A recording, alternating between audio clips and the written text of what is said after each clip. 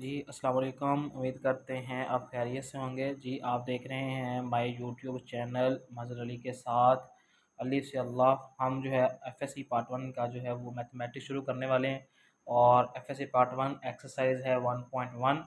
1.1 में हमें एक प्रॉपर्टी है जो प्रूव करनी है अपने क्वेश्चंस के अंदर। टोटल हमारे पास 4 सवाल हैं, जिनमें से पहला सवाल कुछ इस तरह से है। पहले हम देखते हैं कि हमने करना क्या है। लिखा है which of the following set हमें दिए गए होंगे have closure property with respect to addition and multiplication. हमने साबित करना है कोलेजर प्रॉपर्टी किसके हिसाब से, मल्टीप्लिकेशन के हिसाब से और एडिशन के हिसाब से। हमने देखना है कि ये जो सेट हमें दिए गए हैं ये विद रिस्पेक्ट टू एडिशन और विद रिस्पेक्ट टू मल्टीप्लिकेशन जो है ये इस प्रॉपर्टी को फॉलो करते हैं या नहीं। क्लोजर प्रॉपर्टी क्या होती है कि अगर हम आपके दो सेट को ऐड, जो सेट दिया गया है उसी के जब एलिमेंट्स को ऐड करें तो वो जो नंबर आएगा वो भी उसी सेट के अंदर बिलोंग करना चाहिए। तो अगर हमने मल्टीप्लाई करना है, हम 19 एलिमेंट्स को मल्टीप्लाई कर रहे हैं और हमारा आंसर वही आ रहा है, तो वो आंसर उस सेट के अंदर बिलोंग करना चाहिए। अगर ये होल्ड करती है तो इसका मतलब हम कहेंगे कि ये सेट कोलेजन प्रॉपर्टी को होल्ड करता है, अदरवाइज ये होल्ड नहीं करता।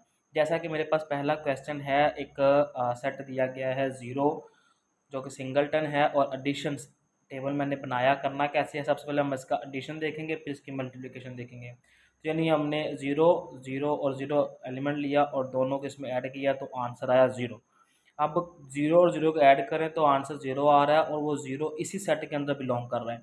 तो इसका मतलब है कि ये जो सेट ज़ीरो है ये has closure property with respect to addition, ये क्लोजर प्रॉपर्टी हल करता है। इसी तरह जब हम सेकंड देखेंगे मल्टीप्लिकेशन, तो मल्टीप्लिकेशन प्रॉपर्टी जो है उसमें हम इसी के दो एलिमेंट्स लेंगे, इसी एलिमेंट्स को लेंगे और इसको हम मल्टीप्लाई कराएंगे और मल्टीप्लाई कराने के बाद हमारा आंसर भी क्या आ रहा है, ज़ीरो। तो इसका मतलब zero multiply by zero is equal to zero. और ये जो हमारा आंसर आया है ये भी इसी सेट के अंदर है, बिलोंग कर रहा है। तो इसका मतलब है कि ये जो क्वेश्चन है ये विद रिस्पेक्ट टू एडिशन और विद रिस्पेक्ट टू मल्टीप्लिकेशन जो है ये हमारी प्रॉपर्टीज़ को, क्लोजर प्रॉपर्टी को होल्ड करता है। ठीक है, इसके बाद हमारा सेकंड क्वेश्चन है। सेकंड क्वेश्चन में मेरे पास जो है वो कुछ इस तरह से लिखा हुआ है। सेकंड क्वेश्चन है सिंगलटन 1। अब इसके हिसाब से हमने देखना है क्या ये एडिशन और मल्टीप्लिकेशन के लिहाज से क्लोजर प्रॉपर्टी सेटिस्फाई करता है या नहीं करता। तो उसके लिए हमने इसी 1 को लिया, यही एलिमेंट लिया और इसको ऐड करवाया आपस में, तो इसका आंसर आया 2। अब ये जो आंसर 2 आया है ये तो इस सिंगलटन सेट के अंदर बिलोंग नहीं कर रहा। तो इसका मतलब है कि ये जो सिंगल सेट 1 है ये क्लोजर प्रॉपर्टी को होल्ड नहीं करता विद रिस्पेक्ट टू एडिशन। अब मल्टीप्लिकेशन देखते हैं। अब मल्टीप्लिकेशन के हिसाब से मेरे पास इसी 1 को जब 1 से मल्टीप्लाई कराएंगे तो आंसर आ रहा है 1। अब ये जो 1 है ये इसी सिंगलटन के अंदर मौजूद है, इसी सिंगलटन को बिलोंग कर रहा है। तो इसका मतलब है कि ये जो 1 है, ये जो सेट है हमारा with respect to addition closure property को होल्ड नहीं करता, जबकि विद रिस्पेक्ट टू मल्टीप्लिकेशन इस प्रॉपर्टी को होल्ड कर रहा होता है। ठीक है, इसी के साथ हम अपना क्वेश्चन नंबर जो है वो 3 देखते हैं।